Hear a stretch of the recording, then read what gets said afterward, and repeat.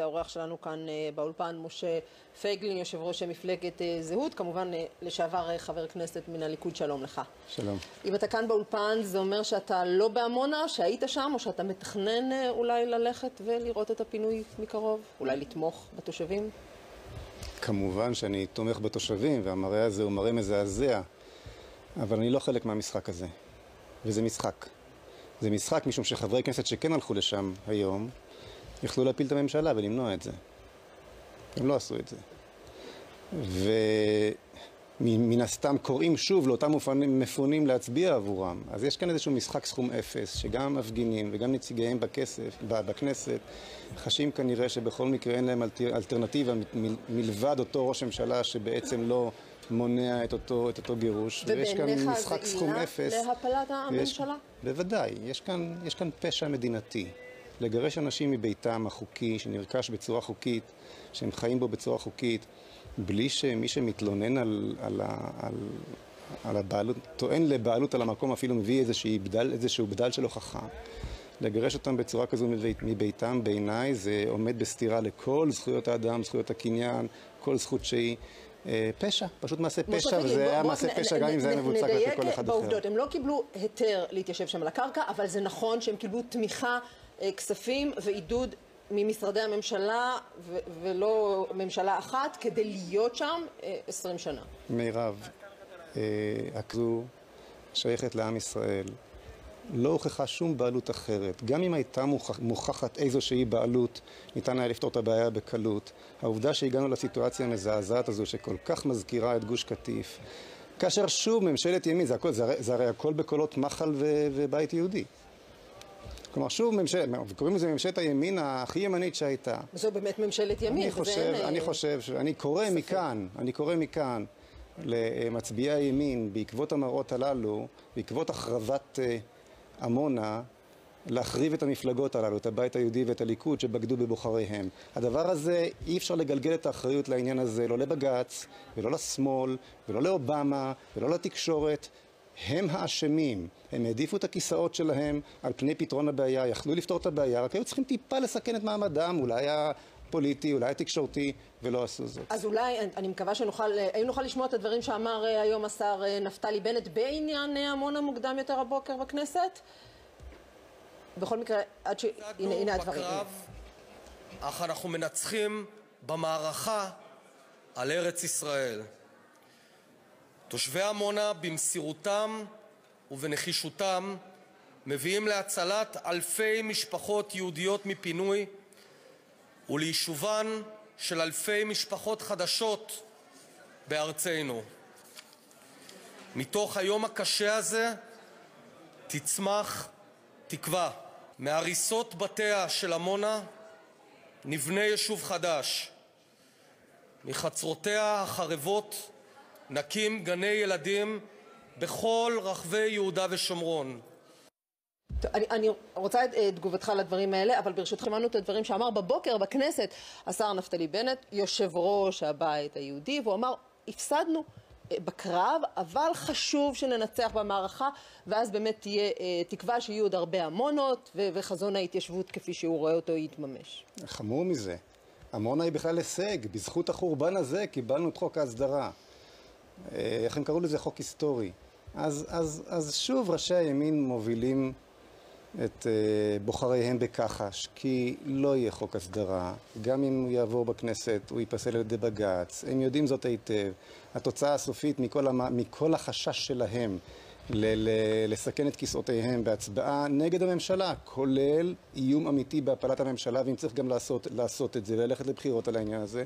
התוצאה הסופית של ההתנהלות הפוליטית הזו היא שעמונה נחרבת ושום חוק הסדרה לא יהיה, והתקדים... אז משקרים לבוחרים או לציבור שלהם בפנים? כן, כמו שאתה רואה? כן, חד משמעית כן, וכדאי שהבוחרים יבינו את זה ויחשבו טוב טוב במי הם בוחרים בפעם הבאה. במי הם יכולים לבחור, נניח שהיו צריכים... אני לא אתחיל לעשות פה עכשיו תעמולה, אבל צריך להבין שזה בדיוק אותן מראות שהיה לנו בגוש קטיף, ובדיוק אותו סוג הנהגה. זה תמיד, זה לא גם הימין מסוגל, זה רק הימין מסוגל. רק הליכוד יכול, ורק הבית היהודי יכול. זה מה שאנחנו רואים עכשיו. הזכרת את גוש קטיף, הרי זה לא אותו מקרה, לפחות בעניין הזה ששם באמת עברו שטחים לידי הפלסטינים, פה השטחים הללו, כרגע הם לא יהיו של אף אחד.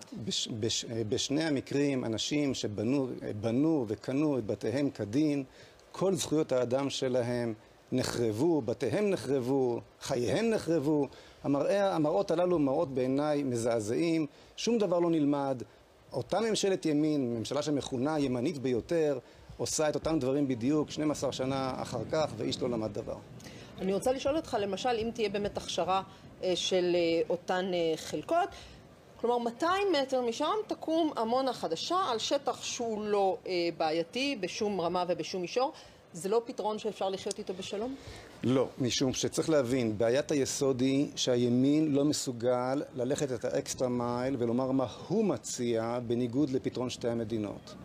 השמאל שואל בצדק, מה אתם מציעים? והתשובה צריכה להיות החלת ריבונות מלאה וכוללת בכל חלקי ארץ ישראל שבידינו, מהים ועד הירדן, וזה אפשרי. וזה נכון, ואין פה לא איום דמוגרפי, ולא איום על החוק הבינלאומי, וכל הדברים הללו הם ולא איום על החוק הבינלאומי, כי כבר הזכרת. ממש לא, כבר הוועדה שבראשותו של השופט אדמונד לוי, זיכרונו לברכה, הראתה שלחלוטין לא, הכל פוליטיקה, כולל הבג"ץ, חייבים להודות, אבל המפתחות לשינוי נמצאות בידי נבחרי הציבור. לשנות את הסטטוס של המקום הזה, זה עניינה של הכנסת, עניינה של הממשלה, עניינו של הרוב. הוא לא עושה זאת, וכל המשחקים מסביב של הסדרה כזו או אחרת, אחרי 50 שנה, מאז שחרור האזורים הללו במלחמת ששת הימים, נגמרו התירוצים. אנחנו צריכים להחליט, זה שלנו, הארץ הזו היא ארצנו או לא ארצנו? האם אנחנו נמצאים שם רק כקולוניאליסטים על אדמתם של אחרים, או שאנחנו נמצאים שם, או ששבנו אל מולדתנו? ממשלת הימין, הממשלה הימנית ביותר, לא מסוגלת ללכת בעקבות המלצה של שופט עליון, השופט לוי, ולעשות את הדבר הזה. ממשיכה להסתמך על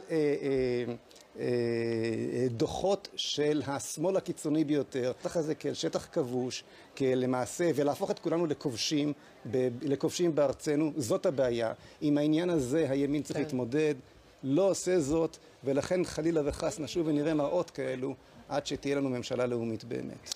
משה פייגלין, תודה רבה לך על הדברים, ואני מבינה שיש עדכונים מבג"ץ, כתבתנו תמר אלמוג. יש החלטה? כן, מירב, יש החלטה. העתירה התקבלה, המתווה בכל הנוגע להעברה לחלקות בוטל. מתווה המופתים ג'ובראן ודנציגר מול השופט הנדל מקבלים את העתירה ואומרים כי המתווה בכל הנוגע לחלקות האלה. כלומר, ככה למי שמצטרף ולא לגמרי בקיא בפרטים, אנחנו מדברים על אותן חלקות שלשם הייתה איזושהי כוונה להעביר את המפונים של עמונה, לא רחוק משם. נכון. 3 חלקות למיטב זיכרוני, חלקות 28 עד 30, לפי התכנון, אלו 3 חלקות שאחרי שהוחלט להכשיר אותן לטובת העברת המפונים, הוגשה עתירה בטענה שלא ניתן לבצע את הצעדים המשפטיים שהמדינה ניסתה לעשות, ובג"ץ מקבל את הטענה הזאת. מגיעים עם זה, ובסופו של דבר נשיאה נאור מקבלת החלטה בביתה, ב2:30 בלילה, ואומרת, אני דוחה את העתירה הזאת, הפינוי לא סותר את העובדה שממתינים לפסק דין, ואכן אנחנו רואות את הפינוי הזה. כמה מפתיע. אני חושבת, אני צריכה להגיד משהו בעניין הזה, כי בכל זאת מי שמסקר את תחום המשפט לא מאתמול. זה לא עניין של מה חושבים על הפינוי או לא חושבים על הפינוי, זה לא עניין של ימין ושמאל, תושבים מול תושבים. התמונות הן תמונות ברורות. יש עניין של תקדימים, של בג"ץ, של חוק. אני חושבת שהפנייה נגד בג"ץ בעניין הזה, על זה שהם לא עיכבו פינוי, שהמדינה בעצמה אמרה שהיא את הפינוי הזה כבר לא יכולה לקרוא. לא יכולים. מה הם אמורים לעשות? אני רק אומר דבר אחד. אותו הדבר בדיוק יהיה עם חוק ההסדרה עצמו, וכולם יודעים זאת. לא נכנס כרגע... יש הבדל משמעותי ברשותך, אדוני, עם חוק ההסדרה. לא נכנס חוק כרגע ההסדרה, היועץ לשאלה המשפטי על לממשלה הבג"ץ. אפילו לא מגן עליו. אפילו הוא אמר שיהיה לו בלתי אפשרי להגן. אז לא יהיה חוק הסדרה. לא יהיה חוק הסדרה אם היועץ לא יגן עליו. לא יהיה חוק הסדרה, ובואו נפסיק לשקר לעצמנו. למרות שהם עדיין באמת אומרים החוק שכונה חוק היסטורי ייעלם בתהומות הנשייה, והדבר היחיד שישאר זה החורבן הזה. חוק ההסדרה, כאשר מעלים אותו בידיעה, כשהיועץ המשפטי לממשלה, שבעניין של מתווה עמונה, יש כאלה שתומכים בכך, יש כאלה שלא, אבל אין מחלוקת שבעניין עמונה, המתווה, היועץ מתח את הגבול ככל האפשר כדי לאפשר את המתווה הזה, כדי שהוא יתקיים. על חוק ההסדרה הוא לא מגן. עם המתווה שכאן היועץ מתח את הגבול כדי לאפשר והגן עליו, בג"ץ לא מאפשר אותו. אז חוק ההסדרה, כשמגיעים איתו לבג"ץ, מי שמגיע איתו לבג"ץ יודע מצוין שהסיכוי שבג"ץ יאשר אותו הוא סיכוי קטן. ואז באים ואומרים, בג"ץ לא אישר. מה אתם מופתעים? אגב, בעניין לא אישר. ההחלטה הזו בעניין החלקות זה סוף פסוק. סוף פסוק. אין עוד שום איזושהי... יש חלקות אחרות. בעניין החלקות האלה המדוברות, שהיה איזשהו פתרון שיכול ככה, שאפשר יותר קל לבלוע אותו, זה ירד מהפרק. תראי, לימד אותי אחד הגורמים שמתעסקים בתיק עמונה, אמר, בתיק הזה, הכל קורה, הכל יכול לקרות, never say never. כאילו אין, אז אני נזהרת. זה כמו שבתחילה... אם אנחנו מדברים על, סליחה שאני מתפרץ לרגע, אם אנחנו מדברים על הצד המשפטי, הרי ברור שאילו החוק הישראלי היה מוחל על האזור הזה, אנחנו נמצאים במציאות אחרת לגמרי.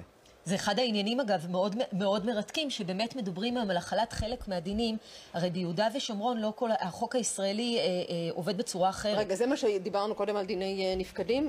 נכסי נפקדים? כי יש פה, זה מאוד מאוד סבוך, אבל בואו ננסה ככה לפשט את זה לציבור ולא למשפטנים כמוך שבקיאים. מה שהזכרת זה לא העניין של נכסי נפקדים, אלא בכלל החלת דינים כמו דיני עבודה, דינים אזרחיים שרוצים להכיל ביהודה ושומרון. זה משנה את המצב. אי אפשר לבוא בטענות אל הבג"ץ, וזה לא משנה כרגע מה אני חושב עליו, ואת כבר מבינה שזה לא דברים טובים, אבל אי אפשר לבוא בטענות אל הבג"ץ, כאשר המערכת הפוליטית, שהיא ימין, אמורה לעשות את עבודתה, ופשוט לפתור את הבעיה באופן מהותי, עקרוני, להכיל את ריבונותה של מדינת ישראל בשטח. ואז אפשר יהיה לבוא בטענות, ולא יהיה צורך לבוא בטענות, כי תחת שטח שהריבונות מוחלת עליו, לא יעלה על הדעת. כללי המשחק הם אחרים. כללי המשחק אחרים לחלוטין.